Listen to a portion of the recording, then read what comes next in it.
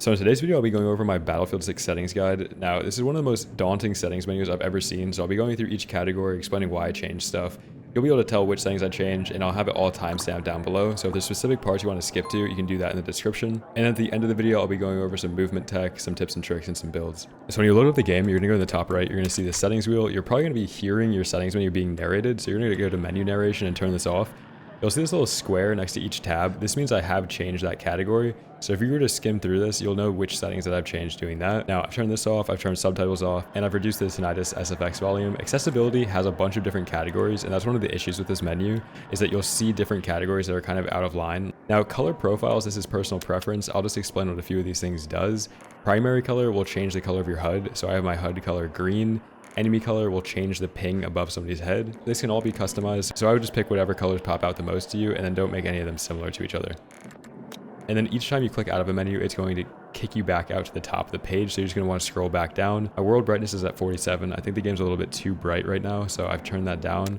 Camera effects is a pretty important tab. You want to have your world motion blur turned off, weapon motion blur turned off, infantry HUD motion turned off, camera shake turned off, this turned on, chromatic aberration turned off, and then infantry crosshair projection will actually show you exactly where the bullets are. It's not going to be a static crosshair, but if you don't mind not having a static crosshair, I would recommend turning this on. Now, out of that one, we're going to scroll down. Now, in the controls tab here, hold toggle. A few of these settings are going to be different for you if you're not using a dedicated slide, which I'll go over later. A crouch slide, that is why I have it on crouch toggle. Double tap crouch, that's why I have it turned off. If you have this turned off, you won't be able to slide, but I'll explain that later, how you can have a dedicated slide bind so there's no delay on that. And everything else in this tab is default. All these other settings are kind of thrown in here, so we're just going to skip all the way down to mouse and keyboard. Now in infantry mouse settings, I have it set to 20. You can see on the right here, this is your centimeters per 360. So each 30.9 centimeter movement, I'm doing a 360. So if you want to figure out what your sense is from another game, you can just convert the centimeter 360 from that game and then put it directly into this. Now in the control settings, this is where it gets a little bit more specific. Infantry mouse aim, it's set to 20. The infantry zoom aim sensitivity is the multiplier. So if you're used to like a 0.95 or a 0.9 multiplier, you set that here. I have my field of view maxed out. So if you guys want auto sprint on, I have sprint set to W, and then I have a dedicated slide bind here set to V. In this game, it doesn't really matter what your slide is because you can't do it omnidirectionally, so you don't need to be able to hit it while hitting WASD. So I would just bind it to whatever you're comfortable using. And if you have this slide bind, then you can turn off the double tap crouch for sprint slide. I'd also recommend having the roll camera turned off. This will make it a lot less jarring when that animation does happen. Another trick here, you'll see steady scope. I have this bound to right click, so if I'm sniping, anytime I'm holding my aim, it's actually holding breath as well. And then scrolling down to the bottom, that's all specific zoom multipliers for your aim. I don't have any of that set. Down here at the bottom, you'll see peak type. Now this will make it so it auto leans or auto peaks when you're ADSing near a box or near a wall. I have it set to side only, so if I'm hiding behind a box and I ADS, it's not going to peak my head up, and then I have mount disabled. And then I have mount disabled. Next, we'll go into the keybinds. Now I have interact set to F. This was the default in Warzone. Same thing, you want to have some of these things double bound, so enter exit vehicle is the same. Ping, this will set your ping button, so I'm just using the same one that I use in Warzone. And down, this will all be more of your movement keybinds, your basic movement keybinds. Now later on, I'll explain why I have jump set to scroll wheel, but I would set the jump to scroll wheel on this, and make sure you're using any mouse keybind in the right column, because otherwise you won't be able to bind the left column to your mouse. Here we have a dedicated vault keybind. Now this isn't going to accidentally vault you over something or automatically mantle you. This is so you're in control of all the movement that you do.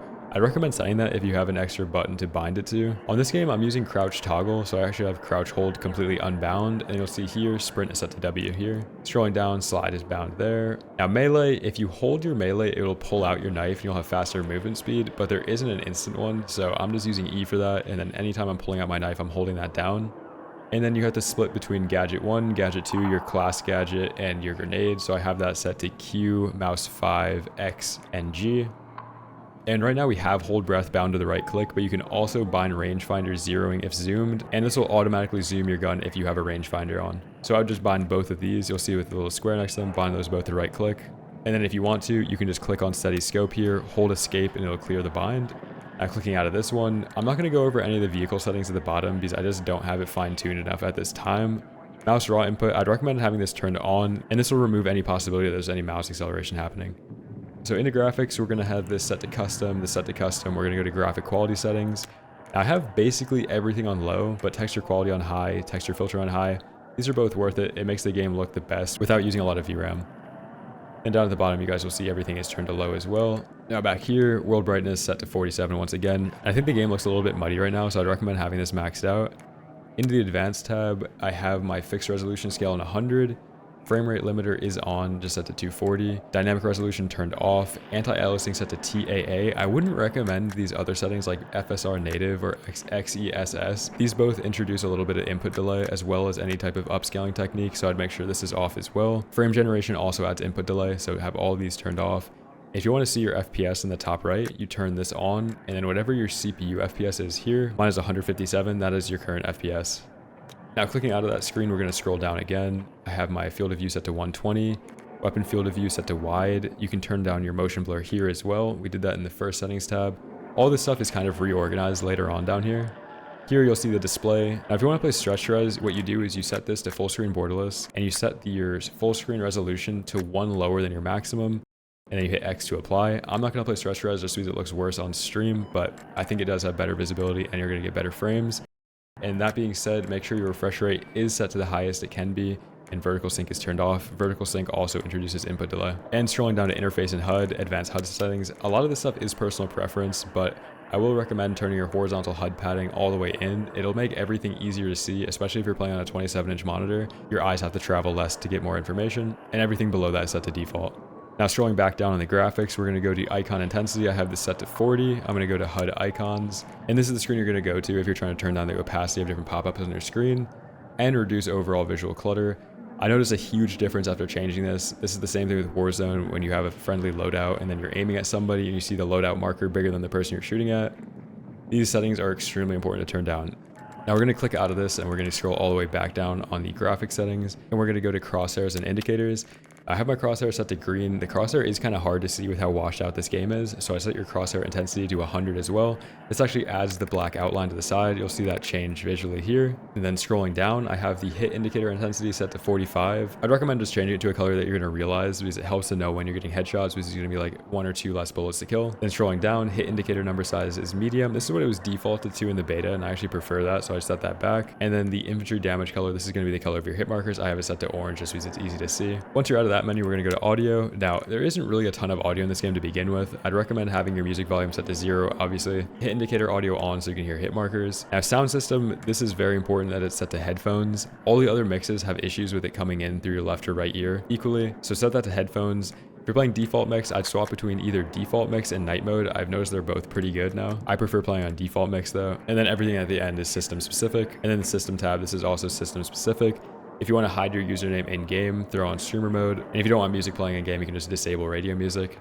Now click on minimap, and this is another duplicate setting that is just in a different area that does the same thing as we did before. Now clicking out of that screen, we're going to scroll all the way back down. Now that concludes everything in the settings menu. Now we're going to go into loadouts. Right now, I prefer playing support. When you throw down the supply bag, it works as a stim, so you instantly get your health back and ammo.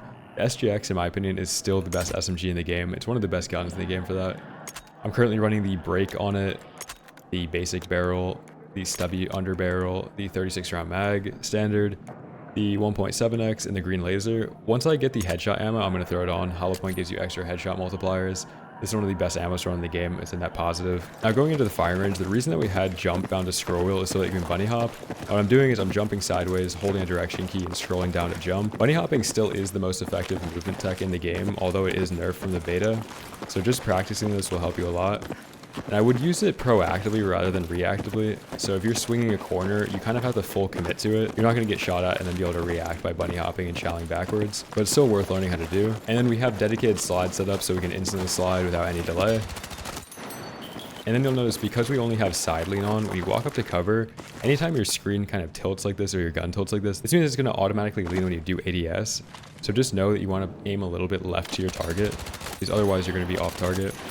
And I think if it does bother you enough, it's worth turning off. So you can just go back to that timestamp where it says lean and then turn that off. And that's pretty much all the movement tech that's been discovered since the full release. I'm pretty sure something will be discovered with ladders. Anytime I've interacted with them, I've ended up flying off the side of them, and it's pretty fun. I don't know if you're going to be able to use it the same way you could use deployable covers and slide off the top of them, but there will probably be other stuff discovered. Now, I hope this video helped. There are a lot of settings. You can kind of use this to go back and figure out where certain stuff is. It's all timestamped. And if you guys learned something new or useful, make sure to drop a like, comment, and subscribe. I will be streaming this game every day on my Twitch, so make sure to follow there as well. Hope you guys enjoy. Peace.